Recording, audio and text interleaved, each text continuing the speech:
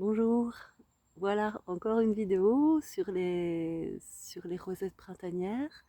Donc ici on est un peu plus, de la moitié du mois d'avril et je vais vous montrer ce qu'on peut trouver facilement pour faire une salade sauvage. Donc salade sauvage à la fois ça peut être... enfin, je vous montrerai quelques différences entre des plantes sauvages et des plantes cultivées puisque là on est il y a une prairie, une pelouse pas trop, comment dire, pas trop entretenue dans un jardin et on trouve plein de choses dedans justement. Je vous montre ça tout de suite. Donc voilà, ici on est face à une mâche, une salade sauvage, une mâche. Alors on va regarder de plus près. Donc les feuilles sont assez petites, hein. On voit la taille de ma main. Les feuilles sont assez petites et la mâche, c'est une plante qui fait partie de la famille des Valerianacées. Et une caractéristique de cette famille, mais c'est pas la seule, c'est que on voit qu'elles sont, les plantes se découpent chaque fois en deux. On appelle ça une cime bilatérale. Donc ça, hop, ça va de deux côtés. Et puis même ici dans l'inflorescence, c'est tout petit chez cette mâche sauvage, mais dans l'inflorescence, ça se divise aussi en deux. C'est difficile à montrer. Voilà, il y a deux petites inflorescences. Alors c'est une plante qui est un peu poilue. On voit que c'est un peu poilu, mais c'est pas franchement poilu. Hein. Il y a des petits poils là. Elle a des feuilles qu'on dit spatulées, donc c'est relativement large dans le haut et ça devient plus étroit dans le bas. C'est encore plus parlant dans les feuilles de la base. Donc elle est vraiment en rosette. Donc là on voit vraiment ici, c'est très large dans le haut de la feuille et puis ça devient de plus en plus étroit. La feuille n'est pas poilue, hein, les feuilles de base. Et même les feuilles caulinaires, les feuilles de la tige sont poilues éventuellement sur la marge, sur le bord du limbe, sur le bord de la feuille. Donc voilà, la mâche, donc Valerianella locusta, c'est une petite salade de blé sauvage. Ici, elle pousse dans la prairie. Donc ça, c'est une bonne comestible, vraiment très abondante à cette période-ci de l'année. Juste à côté, on a des feuilles de géranium, hein, donc des feuilles qu'on dit palmées. Donc ça veut dire qu'elles sont comme les doigts de la main, les nervures partent du centre, comme ceci. Et on voit que ce géranium, il est fortement découpé. C'est-à-dire les découpes ici, elles vont quand même presque jusqu'à la moitié du limbe. Et quand on voit ici, elles vont vraiment jusqu'à la base. Et donc ça, c'est un groupe de géraniums qui s'appelle les géraniums découpés, dans lequel on a le géranium découpé en tant que tel et le géranium colombin. Et ça, on pourra vraiment les distinguer quand on aura les fleurs. Les géraniacées, de manière générale, ne sont pas comestibles pour nous, en tout cas. Au niveau des propriétés médicinales, ça, je ne les connais pas par cœur comme ça. Allez voir, mais en tout cas, on ne va pas les consommer, en salade ou en légumes. On peut peut-être aller donc chercher les propriétés médicinales, voir s'il y en a. Mais de toute façon, comme je vous disais, c'est pas parce qu'une plante n'est pas utile pour nous qu'elle n'est pas utile pour elle-même ou pour d'autres animaux, ou tout simplement, elle fait partie de cet écosystème et donc elle a une raison d'être à cet endroit. Ici, on a des petites feuilles, on voit cette plante, elle a des feuilles opposées. Elle est quand même relativement poilue. Mais on voit que c'est peut-être pas facile à montrer sur la vidéo, mais on voit que en fait elle est poilue, mais ici ça se voit un petit peu sur la tige, c'est juste une ligne de poils. C'est pas toute la tige en entier qui est poilue. Vous voyez, c'est vraiment juste une ligne de poils. Pardon, une double ligne de poils, on voit bien, des deux côtés. Et cette double ligne de poils, si on va en dessous des feuilles ici, on voit que cette double ligne de poils, elle a changé d'axes. Bon, c'est tout des détails, hein, mais c'est vraiment ce sont des critères importants pour reconnaître les plantes ici. C'est une Véronique à feuilles de chêne. Là, on voit, on avait vu à la dernière vidéo la germandrée à feuilles de chêne. Donc là, on voit aussi ces petites feuilles qui ressemblent aux petites feuilles de chêne. Elle a des feuilles opposées. Et puis, elle va avoir une inflorescence qui va vraiment être très distincte de la tige. On verra ça plus tard en saison. Les Véroniques, de manière générale, elles ne sont pas des bonnes comestibles, mais il y en a des médicinales, hein, comme la Véronique officinale par exemple. Il y a des comestibles, mais ce sont des Véroniques aquatiques. Certaines sont plus rares, donc voilà. Mais il y a la Véronique Bekabunga, qui est la Véronique des ruisseaux, qui est assez abondante. Mais comme elle pousse dans le milieu humide, on va faire attention. On va cuire ces plantes, hein, toujours. De toute façon, ne consommez pas des plantes que vous ne connaissez pas.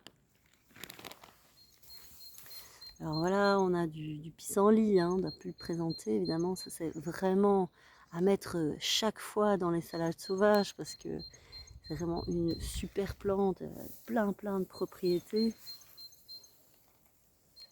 Et là, je vous emmène un peu plus loin, vers un endroit qui est un peu plus cultivé, ou en tout cas qui a été laissé, qui est un ancien potager, qui était un peu laissé à l'abandon. Mais c'est vraiment très intéressant de voir ce qui pousse. Alors il y a eu des semis spontanés, parce qu'il y a eu de la mâche cultivée qui avait été semée auparavant. Et on voit voilà, la taille de la mâche cultivée, hein. Ça n'a rien à voir avec la salade sauvage, la petite valérianella que je vous ai fait voir juste à côté, hein. La taille des feuilles est vraiment très impressionnante, hein. Donc c'est beaucoup plus gros. Là, et donc évidemment, on va avoir une plante plus charnue, vraiment très bonne aussi. Mais il faut se dire, hein, que de manière générale, quand on favorise comme ça la taille, la grosseur, parfois la couleur, donc toutes des sélections qui sont faites dans les semences potagères, eh bien, je ne sais pas si c'est le cas pour la mâche ici, mais bien souvent, en fait, on perd en qualité nutritive, hein. Donc, c'est toujours cette idée, hein, de la quantité, de la qualité plutôt que de la quantité. Donc, c'est dans la salade sauvage, vous n'avez pas besoin de mettre une grande quantité de plantes pour avoir une grande quantité d'oligo-éléments, de vitamines, de minéraux, etc. C'est vraiment pas la quantité qui va compter, ça va être cette qualité, l'endroit où vous l'aurez cueilli, qui ne soit pas pollué. Et ben voilà, si la plante est petite, en fait, il faut savoir que ces plantes sauvages, elles s'adaptent, elles arrivent à puiser dans les sols ce dont elles ont besoin. Elles sont vraiment très résilientes. Donc voilà la taille, hein, de cette mâche cultivée, salade de blé. Vous voyez, là, on voit bien, on peut vraiment bien voir ces critères, hein, de cime bipare. Donc on voit que ça se divise en deux. Ah, c'est extrêmement gros ici. Il y a eu la fumure dans ce potager, donc vraiment la mâche ici, elle sort très fort.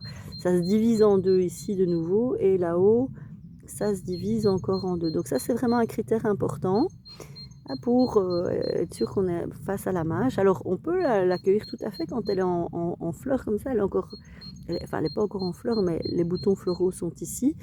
Elle est encore très bonne à manger, tout à fait, même si c'est pas sous cette forme-là qu'on la vend en général, hein. En général, ce qu'on vend, c'est vraiment les feuilles basilières, et voilà, c'est comme ça qu'on la vend. Après, on voit rarement en magasin ou même chez les maraîchers des mâches qui sont parties comme ça. Pourtant, elles sont encore vraiment très bonnes, très goûtues. Alors, c'est l'occasion, vu qu'il y a la mâche, de montrer une autre plante qui lui ressemble un peu, mais vous allez voir que il y a des belles différences, hein. Donc c'est cette plante-ci. Alors il y en a plusieurs évidemment, mais c'est celle-ci. On voit déjà qu'elle est très poilue. Elle a des poils qui sont extrêmement étalés. Alors au toucher, en plus, ce sont des poils un petit peu rêches. Donc ça peut nous indiquer qu'on a des poils étalés un petit peu rêches. C'est beaucoup de plantes de la famille des Borraginacées, donc la famille de la bourrache, la famille de la consoude. Ici, on est face aux myosotiques qui font aussi partie de cette famille. Alors vous voyez que cette plante, elle elle va, alors je dézoome un peu, mais il y a d'autres plantes qui poussent au milieu. Hein, c'est très riche ici. Et en fait, cette plante, elle va faire comme ça, elle va partir de là. Il y a plusieurs, ça c'est une autre, hein, il y a plusieurs tiges qui partent du même. Non, ça c'est encore une autre. C'est la lampsane qu'on verra par la suite. Donc il y a plusieurs tiges avec chaque fois des fleurs qui vont partir. Donc voilà, on prend une des tiges qui partent d'une rosette de base. Une des tiges, on voit qu'elle ne se divise pas en deux déjà. Hein, donc ça, c'est vraiment un bon signe pour différencier myosotis de la salade de blé, de la mâche. On voit que ça ne se divise pas en deux, jusqu'au bout, ça ne se divise pas en deux. Et puis après, ici, on voit déjà... Voilà, ici on voit déjà les fleurs, hein, les boutons floraux qui se préparent. Et en plus, ça va commencer, hein, quand ça va commencer les fleurs vont commencer à s'ouvrir, c'est vraiment chez les myosotis, en général chez les borraginacées, donc dans cette famille, consoude, bourrache, tout ça, ça va se déployer. Ça va se déployer comme ça, donc comme une crosse de fougère. On dit que c'est une inflorescence corpioïde. Alors évidemment, là derrière, on a le lamier pourpre, hein. Ça, on l'a déjà vu, des tiges carrées, tout ça. Donc ici, on a le myosotis des champs, un myosotis très courant, très poilu, qu'on va retrouver vraiment abondamment. Et maintenant, au mois de mai, on va le rencontrer énormément, il va bien fleurir énormément. Alors ici, on a une petite plante que j'avais déjà montrée. C'est de nouveau une Véronique. Alors on voit les boutons floraux ici. Et ce qu'on va observer chez cette Véronique, c'est que même si, même si les fleurs ne sont pas encore épanouies, on voit que le pédoncule, donc ce qui porte la fleur et ce qui portera le fruit ensuite, est plus long, cette petite tige-ci, petite queue de fleurs, est déjà plus longue que la feuille adjacente. Et donc là, avec une feuille qui est bien dentée comme ça aussi, hein, on est chez la Véronique de Perse, Veronica persica, qui est aussi très très courante, qui fleurit un peu tout le temps pendant l'année. Et donc, la Véronique de Perse et le myosotis des champs ne sont pas des comestibles. Hein, donc on va essayer de connaître aussi les plantes qui ne sont pas comestibles pour éviter de se tromper. Ce ne sont pas des mortels, hein, mais ça ne va pas être intéressant et peut-être ça va même nous donner une petite indigestion en mangeant ces plantes dans nos salades. Donc à éviter, mais voilà, mais ce n'est pas dramatique, mais à éviter quand même. Hein. Reconnaître ces plantes qui ne sont pas comestibles. Alors, le temps passe déjà, hein, la vidéo, vous voyez, ça va vraiment en fait assez vite. J'ai pas fait de nouveau grand chose comme pas, mais il y a plein de choses qui se développent. Alors ici, on voit encore une petite brassicacée, donc avec des siliques. Ah, donc c'est de la famille du chou, les brassicacées. Hein. Donc ici, c'est une cardamine. Vous voyez, c'est bien dressé, les fruits. Les petites siliques sont bien dressées. Et ça, c'est la cardamine hirsute. Elle est dressée, elle est hirsute. Et puis le milieu, hein, le milieu bien ouvert comme ça, hein, on a plutôt la cardamine hirsute que la cardamine des bois. Hein. La cardamine des bois vient plutôt dans les bois. Elle a un nombre de folioles, on voit là, ça c'est la feuille. Et on voit que c'est maximum 7 petites feuilles. Chez la cardamine des bois, ça sera plus. Mais peu importe, au niveau en tout cas comestible, c'est très intéressant, la famille des brassicacées, c'est une grande famille avec plein de comestibles. On va juste vraiment absolument éviter la giroflée des jardins qui est une brassicacée aux belles fleurs orangées parce que celle-là, elle est vraiment toxique. Hein, donc, mais globalement, elles sont toutes comestibles, mais attention, pas la giroflée des jardins. Alors ici au pied de cette cardamine hirsute, on voit des feuilles et ça c'est assez courant. C'est vraiment une plante très très courante. Et vous voyez, c'est une plante assez poilue. On voit directement qu'elle est poilue. Et alors ça c'est, voilà, elle a des rosettes basilières, donc des feuilles de base, une rosette donc qui partent tous plus ou moins du même endroit. Et les feuilles les feuilles de la base, en tout cas, parce que les feuilles après sur la tige sont encore très différentes, on voit qu'elles sont, on appelle ça lirées, ça veut dire qu'il y a des petites feuilles comme ça, comme si c'était un peu déchiré, découpé, et puis on a une grande foliole, une grande partie de la feuille, cette partie sommitale, on va dire, de la feuille est beaucoup plus grande que le reste. Ça, c'est typique de la feuille basilière de la lampsane. La lampsane commune, Lapsana communis. C'est une plante qu'on va rencontrer beaucoup au bord des chemins, mais vraiment un peu partout, hein. Donc ça, celle-là, connaissez-la, elle est comestible. Moi, c'est pas une de mes préférées, mais on peut vraiment la mettre dans les salades. Moi, j'en mets pas trop parce que je la trouve un peu âpre. Et donc, j'en mets un peu pour ses vertus, mais pas trop pour que ça ne me gêne pas au niveau du goût. Donc c'est ça, hein, les salades aussi, vous devez vraiment essayer d'ajuster et de mettre des plantes qui sont douces avec des plantes un peu plus fortes. Donc le pissenlit, évidemment, c'est une plante déjà un peu plus amère. Et donc si vous amenez pas mal de mâches, qu'on appelle aussi la doucette, c'est une salade très douce, ça va équilibrer. Et puis dans les salades sauvages, pour que les goûts se mélangent bien, moi je fais vraiment, je coupe en tout petit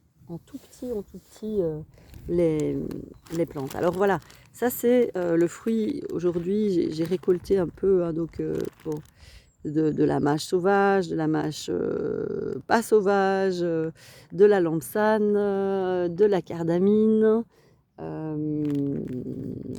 quoi d'autre, un petit peu de d'ail des ours aussi qu'il y avait, que je n'ai pas présenté parce que je pense qu'il ne faut pas vraiment le présenter, mais peut-être que je vais le présenter un de ces jours dans une des vidéos quand il sera en fleurs. Donc voilà, donc une bonne petite salade pour tout prochainement, à consommer bien fraîche. Ah oui, voilà, j'ai mis aussi dans cette salade un peu de, et je vais peut-être terminer par ça, c'est du laitron. Du laitron ici, ça fait partie de la famille des astéracées, dans la même famille que le pissenlit. D'ailleurs, quand on voit la feuille ici, on voit bien, ça ressemble à la feuille de pissenlit, mais il y a quand même quelque chose qui frappe, c'est qu'il y a beaucoup plus de petites dents. D'ailleurs, elle est un peu plus piquante. Alors, comme c'est le cas de beaucoup de plantes de la famille des astéracées, vous voyez, j'ai coupé ici, et il y a un lait. Mais c'est vraiment typique des laitrons. Ça, c'est un laitron. Le nom latin, c'est Sonchus. Et ça, c'est le laitron rude. Pour le moment, il n'est pas encore trop rude, mais plus il va prendre de l'âge, un peu comme nous peut-être, il va devenir plus rude. Donc voilà, mais c'est une bonne comestible à cet état-ci. Après, ça devient trop rude, justement, et donc à manger, c'est pas terrible. Ah, mais ça aussi, c'est assez amer, donc dans les salades, je ne vais pas en mettre trop. Voilà. Chez les astéracées aussi, il y en a énormément qui sont comestibles, hein. Et alors, je vais terminer par une qui n'est pas comestible pour nous, mais qui est très très commune, hein, c'est cette plante-ci. Et ça, c'est une renoncule. Et ici, c'est la renoncule rampante. Ce qui est vraiment très typique chez la renoncule rampante, c'est que, bon, alors elle rampe, hein, donc elle fait vraiment des... C'est assez difficile, je veux dire, de l'enlever quand on en a. Elle fait vraiment elle a plein de stolons comme les fraisiers, et donc elle va former un sort de feutrage. Elle arrive dans les sols quand les sols sont un peu trop tassés. Donc ici, par exemple, elle est sur un endroit qui était un chemin, donc où il y avait plus de passage, et donc le sol a été plus tassé. Et c'est une plante qui indique ce tassement du sol et cette richesse en minéraux du sol. Elle pousse, son air naturel, c'est de pousser dans les vallées alluviales, et donc dans des endroits où il n'y a pas... les vallées alluviales, c'est des zones où il y a des alluvions, donc il y a des dépôts de beaucoup de matières organiques et de sédiments, de sels minéraux, donc des terres riches et souvent très détrempées. Et donc là où il y a de l'eau dans le sol, il n'y a pas d'air. Et donc elle va indiquer des anaérobioses, des endroits où le sol manque d'air. Donc c'est une bonne indication, vous l'avez au jardin, vous l'avez au potager, en fait il faut aérer votre sol simplement si vous voulez qu'elle disparaisse. Maintenant, bien sûr, moi quand j'ai ça dans le potager, j'aère mon sol, je la retire et puis je contrôle si elle revient, ben, ça veut dire que le sol il doit encore être aéré. Hein, donc ça permet de... C'est vraiment des bio-indicatrices. Ça nous dit ce qu'on peut faire dans le sol pour améliorer le sol en fonction de nos objectifs, de ce qu'on veut faire. Si on veut faire cultiver des légumes, bah, c'est important pour nos légumes. Ce ne sont pas des plantes sauvages qui peuvent s'adapter à plein de conditions. Nos légumes, ils ont quand même en général besoin d'eau et d'air dans le sol. Et bien sûr, des sels minéraux, de la matière organique. Alors on la reconnaît, la renoncule rampante, parce qu'il y a plusieurs types, plusieurs espèces de renoncule rampante. Celle-ci, on la reconnaît parce que, vous voyez, ça c'est la feuille, mais elle est fortement découpée. Ici, c'est vraiment très fort d'ailleurs. Et il y a vraiment comme une petite tige ici entre les parties de la feuille.